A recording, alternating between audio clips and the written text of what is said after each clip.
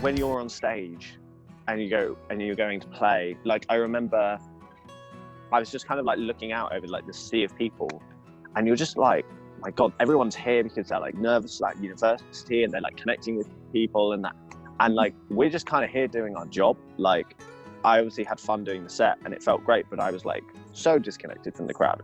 There is that disconnect because like people are drunk and connecting and they're having fun and they're connecting in these ways, and you're just kind of behind the decks, and like you're providing all this music and entertainment, and people are loving you for it. There's this real sense of euphoria when you get it right. You get it right. Like, yeah, I'm not going to pretend I don't DJ for the good moments, because when it's right and people love it, they love it, and it feels great. Like you can talk to a lot of performers. I feel like a lot of them would be like, no, I just do it for the music. Nah, I disagree. There's something good about being stood up in front of people and them enjoying what you do, and I think that's absolutely fine. But what's interesting is it's the cutoff. The second the music ends, the night ends, you pack up your stuff. And I've been so many nights and the DJ's been good, and I've just been like, cool, yeah, the music's over, off we go. And you suddenly have this like very isolating, you go from one extreme to the other so quickly. You'll be like playing, people loving you, and I'm just kind of going home and watching everyone with their friends going home. And it's lonely. You're just sat there alone. With the LUMR podcast, I was able to use music to connect to these people that I admire. I love nothing more than just to talk to people about music, no matter who they are. If it's a stranger or a friend, whatever it is, I find it interesting to get their take. It's been so fulfilling to get the take of the people who are making the music that I love, that I can identify with and I can listen to and feel a part of. And I actually got to connect with them. That's the best example that I have. That's the best proof that I have that music if used correctly, is an effective tool for alleviating loneliness. If you use it as like a bridge. Did any of you ever deal with anxiety or stage fright? To me, sometimes like that's the only thing I don't get nervous about, like playing drums in front of people. And it's like, okay, I don't know, I just don't get nervous playing in front of people. That's the only thing I'm not nervous about. Like, the thing for me, at least, that's made it like less nerve-wracking is like turning and like facing everyone else in the band as if we're in a practice space is like the most comfortable space to be in, especially when you're like doing a craft. I never really felt nervous until I started doing Where Are the Trees, because like it's like a lot of the songs I wrote, so when I show them to people, I'm really, really nervous, and hence why when I show these songs to Jordy Tristan, they make me. I feel the most comfortable when I show it to them, because they're just like, sick, let's just do it. It's always that it takes a village. That's the whole thing, to like kind of impress upon people that they're there and they're already, just by existing, they qualify. By stepping forward and saying they want other people in their life, then that's all you need to do is be okay with like being helped and needing help. But that can be a really hard thing.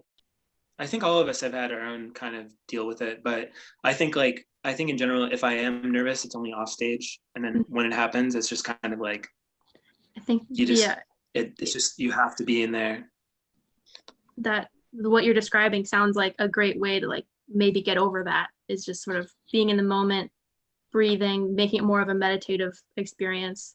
So nerves. Well, just like kind of like watching the performance in a way, like as if you're the observer, really. Yeah.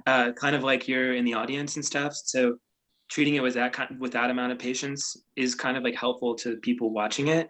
So you're kind of aware of like, all right, this could go on for a little longer, or we could go deeper into this, or we can make this more intense, or this could flatten out a little bit. Like, just kind of like, I think along with the fact that it's like much of it is like socially unacceptable, like you can do really kind of things that are not yourself and kind of try on a different personality. And I don't think that's any secret in rock music. And I think it's a big attraction for many people. With music, you're looking for your tribe and your identity. And I can really relate to this and still remember it vividly. With music, you've got these ready formed people with ideologies which are out of where you live, and it's this music is just such a magical sort of way into these different worlds, and it can show you so much. It can be such an educator. And you can, when you're searching so desperately for an identity as a youth, it's just so bad. It can be so personal and so incredibly personal, but which is the complete opposite. You can share it with people, so you can get with your tribe and you can share this beautiful thing, and the power of it is unbelievable. Music helps bring to the surface all of the things we bury deep within ourselves out of fear. Sharing a song can be like sharing a piece of yourself that is too hard to articulate to other people. But it doesn't quite leave you, so it's just there for your life. And it's those two things of being a very, very personal thing. You know, you like some music, you don't like others, and then you start sharing these life events with it, and you're sharing it with people, and then they come into your sphere of music as well. So what's everybody been listening to lately? Give me one song or album or piece of music that you've been enjoying.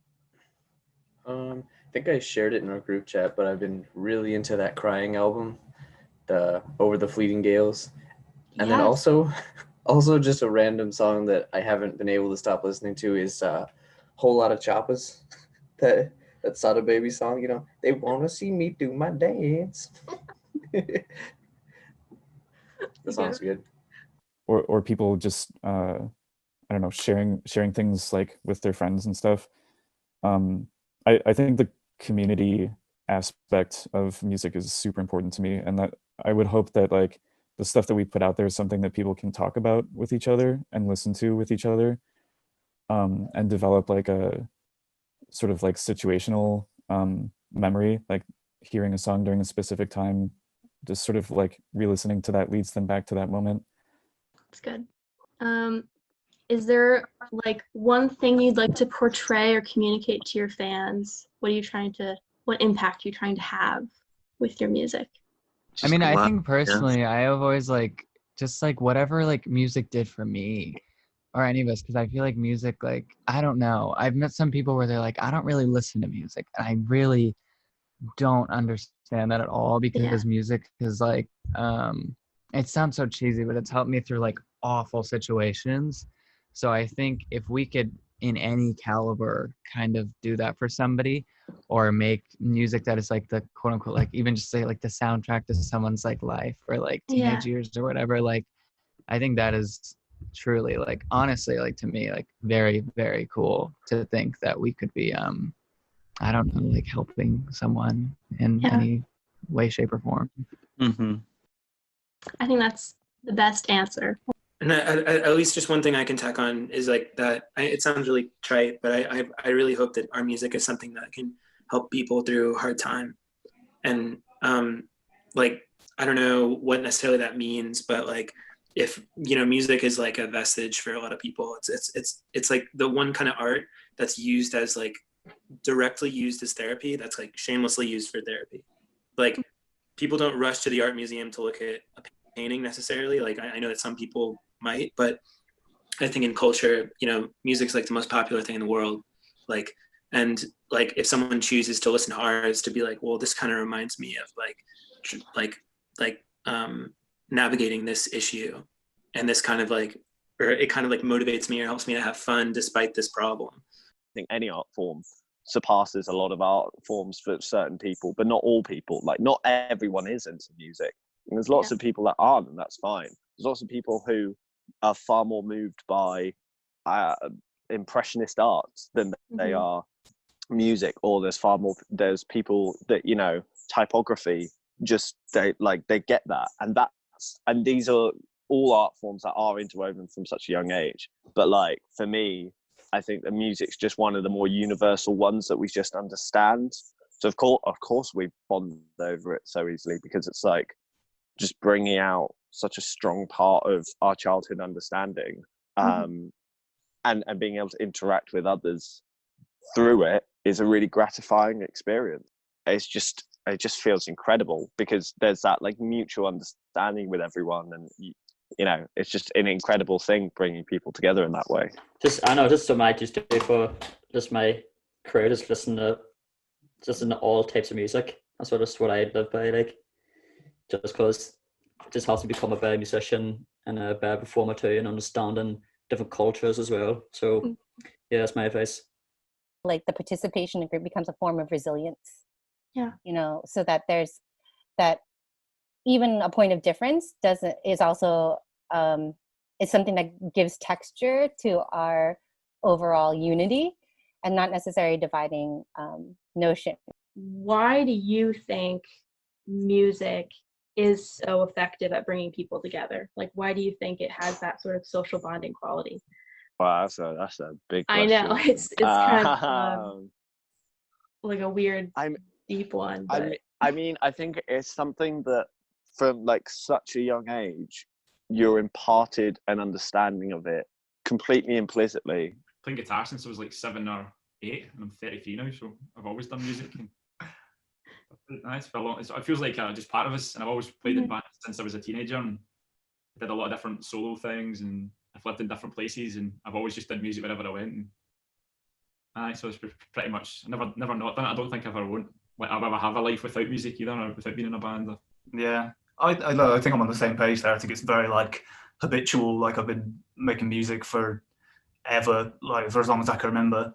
That's always just been part of life. And I guess as I said before, you know, high up on my priority list for when I moved to London was find a band, find a group of guys to start playing music with. That's kind of always been my MO. I guess I've always found people to make music with, and based a lot of my kind of social interactions around, you know, being in bands and doing gigs and doing band practices and hanging out with people in the band.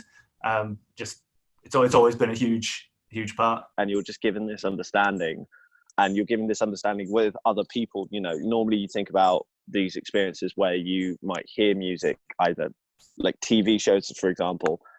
You might be watching those TV shows with your parents, and you know that's a communal experience. Or you might then talk about it with your friends, and if you like the score, you might all be like, "Oh, the score's great," or like, "Oh, wasn't it sick how that song came in then?"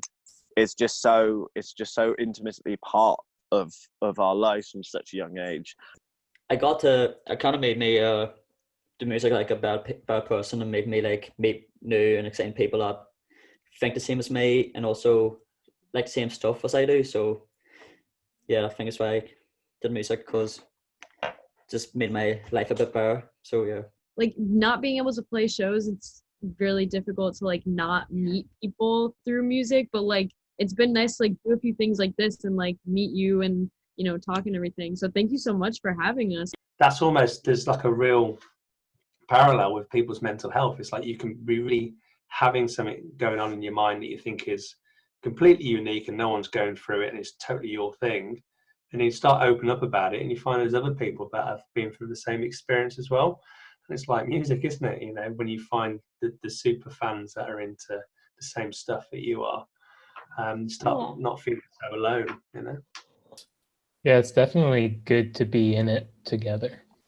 Yeah. It's one of my favorite parts. I've suffered from anxiety, and I know everyone in the band has like had their issues with it and stuff. And I think remembering that you are yourself, and that like it's beautiful. You have a beautiful personality and stuff, and that, you know, no matter how it goes, you might bomb at a joke, or you know, you might suck at having a certain conversation, but it's like, you know, just having that center is really important.